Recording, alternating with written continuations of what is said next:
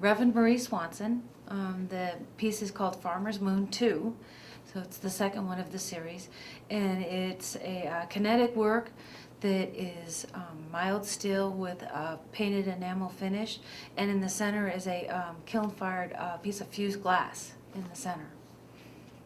The inspiration for the piece goes way back, and this will date me because, you know, but my sister and I, we grew up on the backside of the Highlands Ranch when there was nothing there but the mansion house. So that was our backyard, was this huge expanse.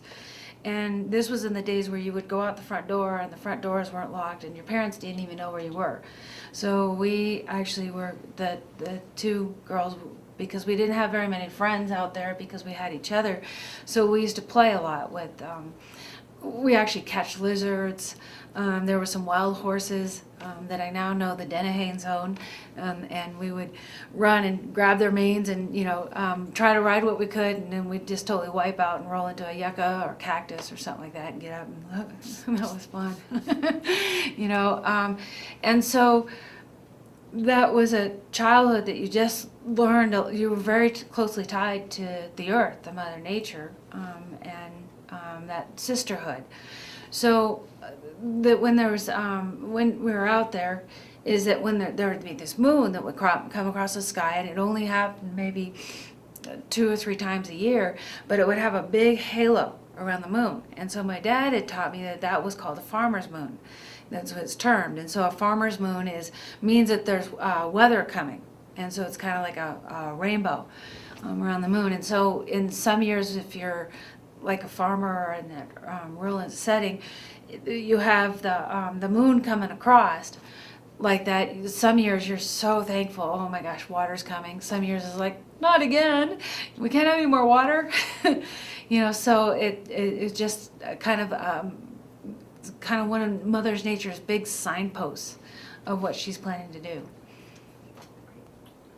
What tools I could not live without? Mm-hmm. These are the best tools on the planet. You know, right here, your hands. You know, even when I'm grinding steel, I run my hand and it will tell me if there's something that's not smooth. My hands help me create my ideas. They also help me understand the old crafts of knitting, of tatting, of crochet. Those are things that I study quite intensely. My hands help with the detail. You have equipment drills that do the big holes, but it's my hands that actually take it to the level that I need it to be. My hands are the place that probably get the most sore next to my feet after lifting it still. But by far, my hands is my greatest asset as a sculptor. Arts funding is something that will pay back to the community tenfold.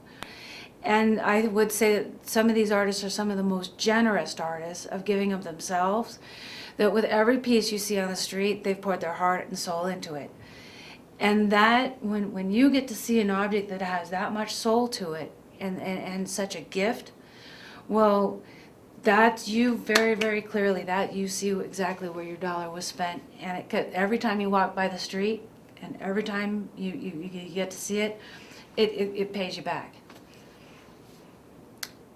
Well, in terms of interacting, I would like for all those people that stop at the stoplight, people who are walking by, that at least for a moment they go on a little vacation, whether it be 15 seconds or 2 minutes.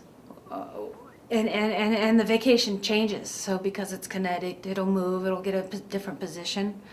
And when they're on vacation, meaning that they're not worried about their texts, their phone calls, their to-do lists, anything else, but having a chance to just take a breath and enjoy something that's happy and something of a little bit of a discovery, because it will always change. It's really a wonderful, wonderful treat to be back here in Lafayette. It's a really nice treat to be able to bring work that I feel is part of my own community. I mean, I lived in Lafayette for a little while, a couple years, and I enjoy being able to participate in programs that are part of grassroots. They're part of of where I grew up and what I know, and helping to create our own culture in Colorado.